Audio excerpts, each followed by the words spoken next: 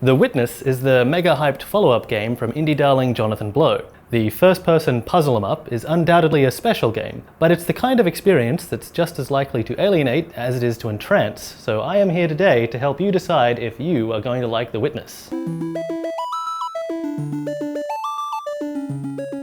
Whether you enjoy The Witness comes down to how much satisfaction you derive from solving puzzles. Now, I know when we talk about puzzles in adventure games, we're often talking about combining inventory with the environment, like using a rubber chicken on a mooring cable to cross a ravine, or adjusting the lenses of a laser beam to power up a lighthouse, or shouting at a 1950s mailman until you accidentally solve a murder.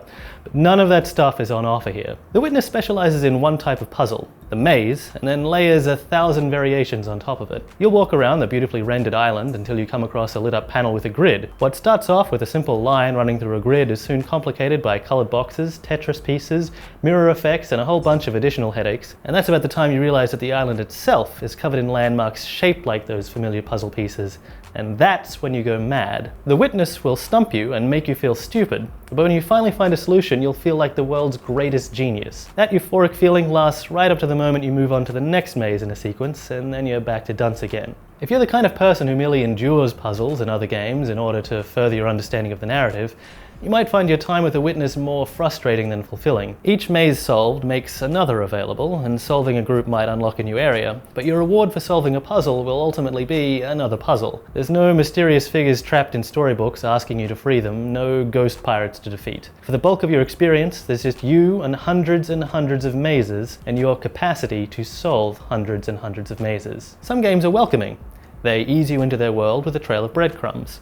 Others are generous, doling out achievements and rewards just to keep your attention. Some are hostile, refusing to relent and only begrudgingly granting you any kind of respect. The Witness is something else altogether, a game that is completely indifferent to the player.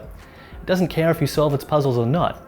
It asks nothing of the player and feels no need to reward their perseverance with anything other than more of the same. In some ways, The Witness is less of a puzzle game and more of a monument dedicated to puzzles as an ideal. The game itself exists only because it was slightly cheaper for Jonathan Blow to develop it rather than just buying an island and building and terraforming his perfect puzzle kingdom there. That may sound like criticism, but it must be said, it's a truly impressive monument. The island is beautiful and meticulously realized. Its gardens are peaceful, its vast ocean serene and calming, and its ruined temples and abandoned buildings feel like real spaces. It's a kind of stark beauty and clever construction that may end up feeling sterile and antiseptic, however.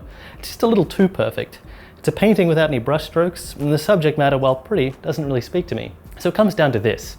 If you think the solving of a puzzle is its own reward, then boy, have I found the perfect place to keep you safely away from the rest of society. The Witness elevates puzzles to an art form, and Blow and his team have carved out an incredible space to explore that ideal. But if you need more motivation than just the promise of more puzzles before you break out the grid paper, then The Witness might be one mysterious island you'd best not find yourself lost. I know that this concept is not a concept of you, for every concept finds its boundary at the wall of paradise.